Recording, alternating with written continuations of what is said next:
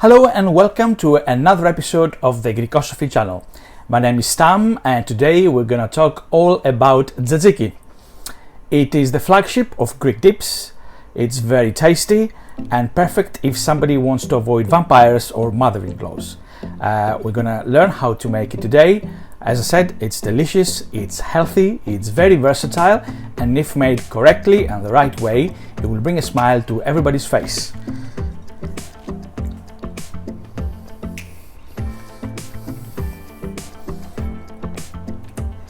Welcome to Real Greece, welcome to Greekosophy.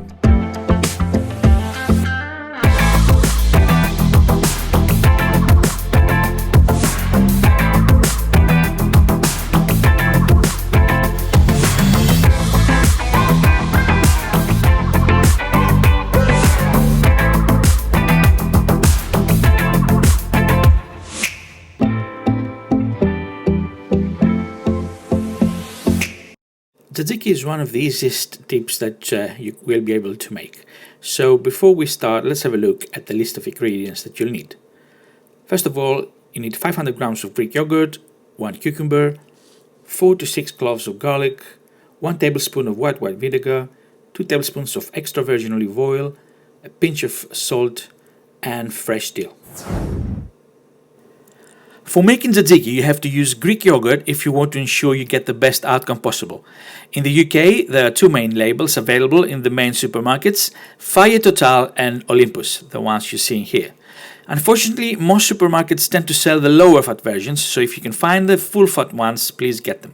But any of the two labels are great for tzatziki. Now, despite similar names, it's important to understand that Greek yogurt is completely different to Greek style yogurt, or any other yogurt for that matter. While 80% of the UK market is Greek style yogurt, you'll be surprised to learn that in fact it's the Greek yogurt which is the healthier. That's because Greek yogurt is made by fermenting milk with live bacteria cultures, the ones that are good for your stomach. Then most of the water in the milk is removed by straining the whey. This straining is done 3 times instead of twice, which means you get a much stickier yogurt with more protein and less sugar. It also means that some lactose intolerant sufferers can eat it with no problems. Therefore, the only ingredients you should find in a Greek yogurt should be milk and bacteria cultures. On the other hand, Greek style yogurt has not been strained for that long. It's therefore less thick, which means your tzatziki will most probably become more watery. And most Greek style yogurts often contain artificial thickeners such as gelatin and gum, preservatives, stabilizers, and milk solids, which are not very good for your health anyway. The other ingredient in tzatziki you have to really be careful about is extra virgin olive oil. It's one of the most healthy oils available. It's rich in oleic acid and full of antioxidants.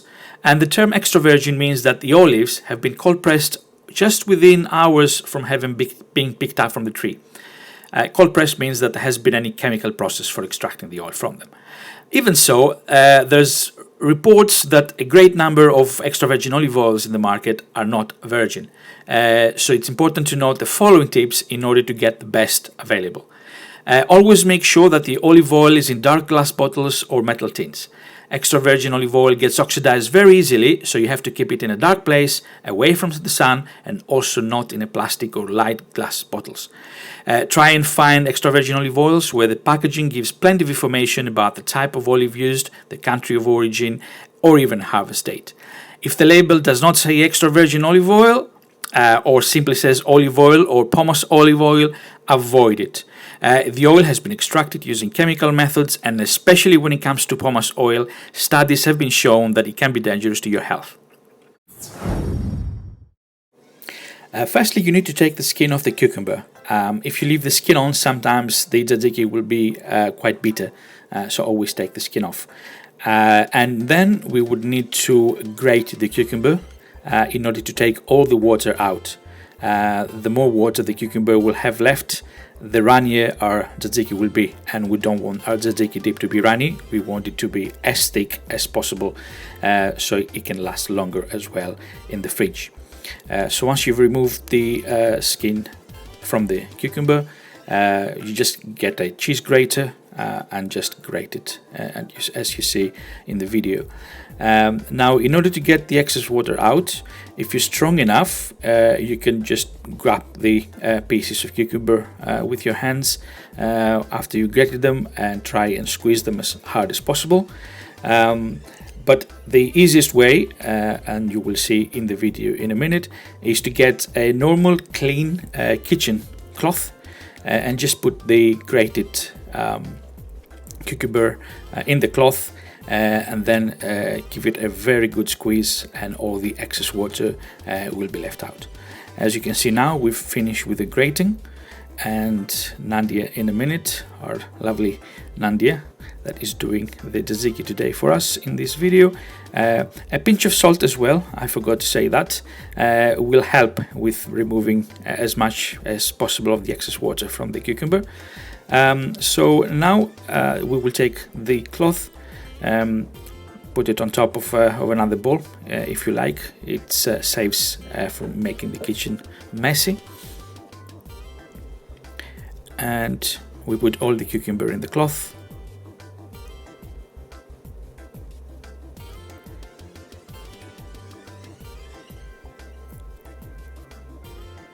We cover it,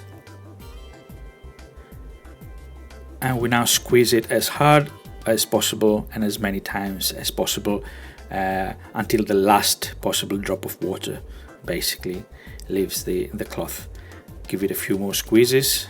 Give it to a strong person as well if you want to make sure that there's no water left in that grated cucumber.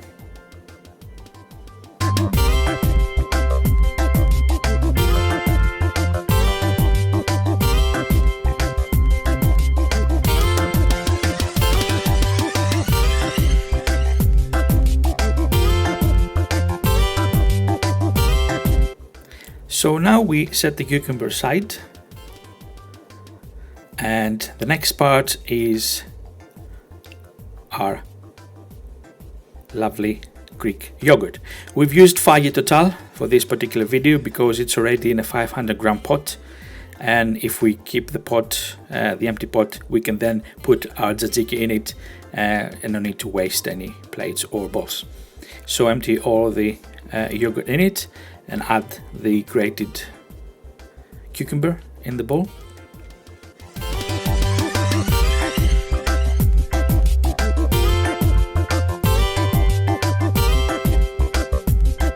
And we give it a very, very good stir. You need the cucumber to be mixed as good and as even as possible inside the bowl with the yogurt. You don't want to have chunks of cucumber in one part and just yogurt on another.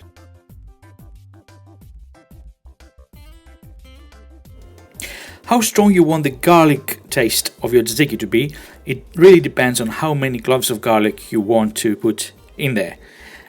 Greeks like to have a strong garlicky taste in their tzatziki, but if you're going on a first date and you don't want your breath to smell of garlic, you can just use 1 or maybe 2 cloves and that should do the trick. If you want a standard taste, you can use 3 or 4. For a Greek taste, you can use more than that, and if the mother-in-law visits, then pile on the garlic. The best way to do it, if you have a garlic crusher, you can crush the garlic inside the bowl with the yogurt and the cucumber, and then give it a good stir, and that will blend in the garlic. You can have a cheese grater like we have here, and use the tiniest of settings on the side, and you just grate the garlic there. The tiniest of settings will make the garlic sort of mush together. So every 2 or 3 cloves, just scoop it up with your hands, add it to the bowl, and give it a good stir, and that will help spread the garlic evenly into the bowl, and give it a good taste first. And if you need any more, add garlic. If you think that it's enough, then that's basically your dose. It all has to do with how happy you are with the garlic that you have in there. Also, if you have a small blender, you can add the 2 tablespoons of extra virgin olive oil in that with the amount of garlic cloves that you want, and give it a good blend, and it will become a paste, like a garlic paste. and then you can add it into the bowl with the cucumber and the yogurt and give it a good stir again and try. And if it needs more garlic, by all means you can add more if you want. It's always to start with a few cloves of garlic, and if you need more, add more, rather than have it extra garlicky and be in trouble afterwards. So as you can see here, we give it a good stir all the time. Make sure that all the garlic blends with the mix. Otherwise you're going to end up having a couple of full spoons with a lot of garlic in them, and the rest just tastes like normal yogurt and cucumber dip, and no taste to it whatsoever. One thing that we forgot to mention as well is that you can put a pinch of salt as well in the mix, and if you want a bit of pepper, we don't normally put it in my household, any pepper, but I've seen Greeks that do it. It depends really if you want any seasoning or not in the tzatziki mix. So we're gonna add a pinch of salt into our tzatziki, and now we're gonna add 2 tablespoons of extra virgin olive oil,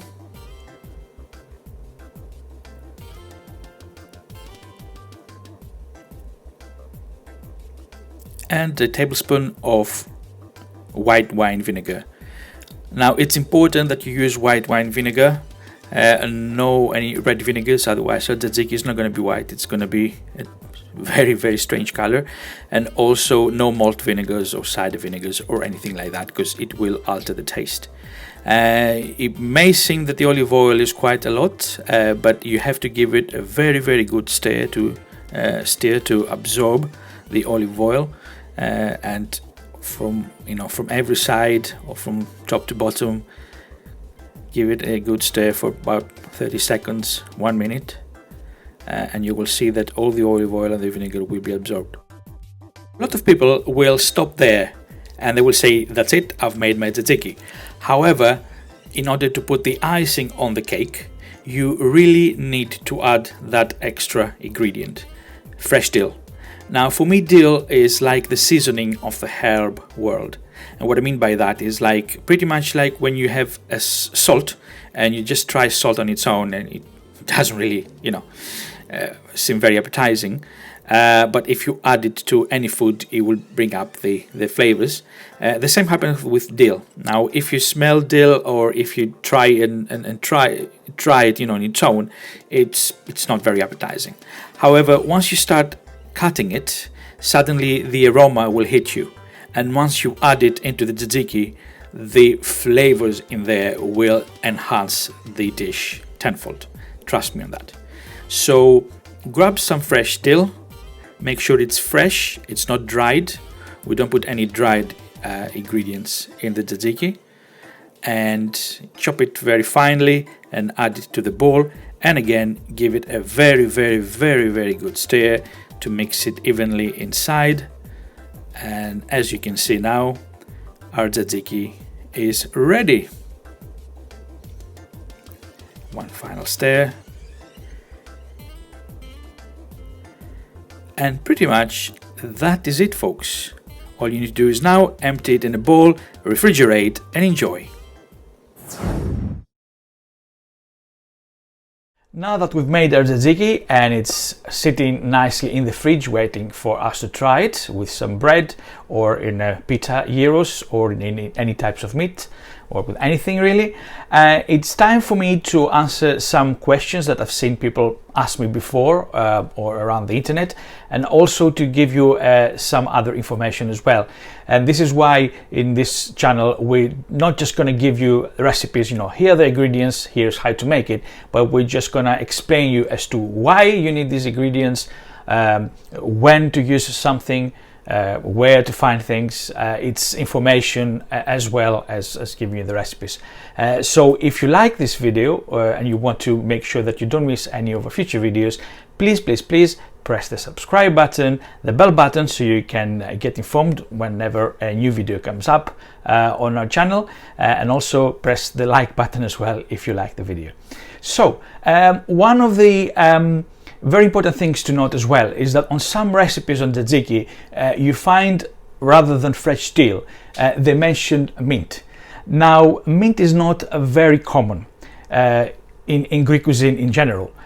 We have a herb called the osmos, which is actually spearmint, and we use that sometimes on meats and other dishes because its flavor is not as overpowering as the mint.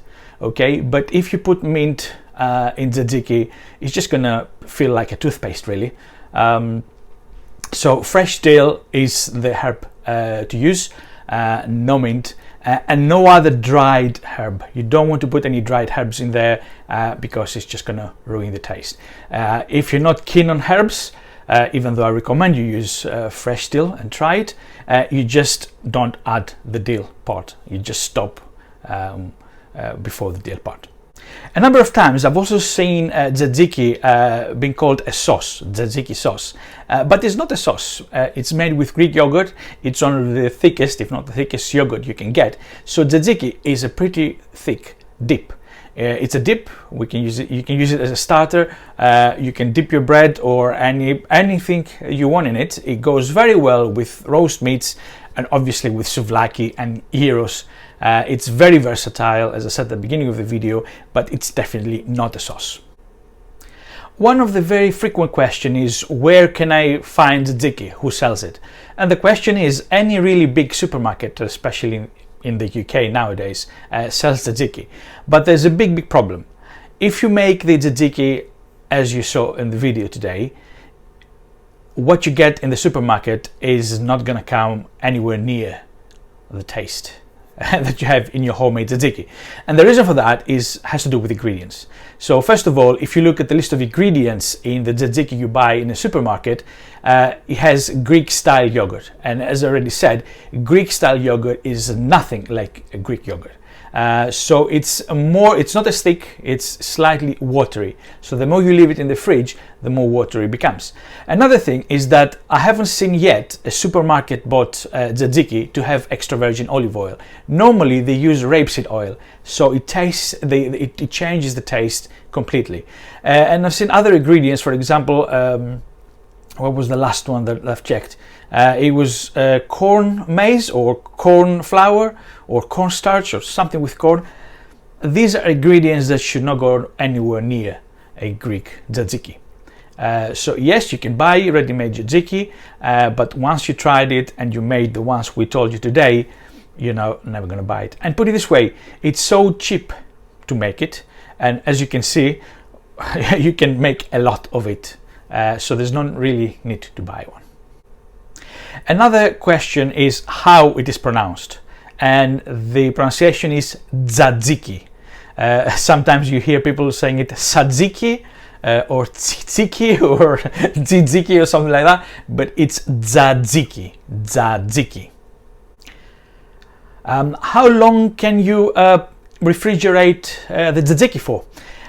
Well, using the ingredients that we told you, and because yogurt, the Greek yogurt, doesn't have any preservatives or anything like that, so it's just yogurt and the bacterial cultures in it, I would say maximum a week. I don't think it will last a week because everybody will be nicking it from the fridge and eating it. So trust me, I will give it 3 days until your bowl empties and you have to make a new one. But I would say around a week would be fine. It's always worth checking it. If you suddenly find a soury taste to it, that means that most probably the yogurt has gone off. So give it a week at maximum. How to eat tzatziki? The options are endless, really. With your hands, with the fork, with knife, with bread, with anything really. Is a very versatile dip.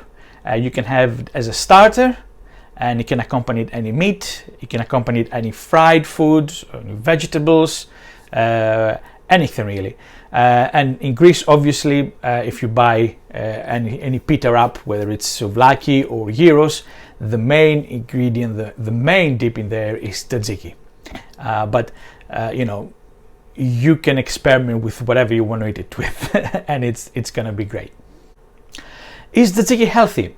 It is. As I said at the start of the video, the Greek yogurt is, if not the healthiest, one of the healthiest yogurts you can get.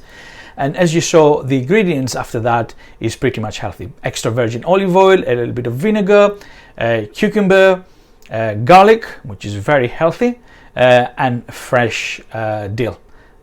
So there's nothing there that is gonna, make you sick or anything like that. It's very healthy, it's very fresh, it's great. A question somebody said is that they try to make tzatziki and it comes out watery. Why is that? There are a few answers, a few possibilities. Maybe you haven't made sure that all the water from the cucumber has gone away. So even if you leave your cucumber with a little bit of water in it, once you refrigerate your tzatziki, the following day all that water is going to drip into the mix and it's become watery.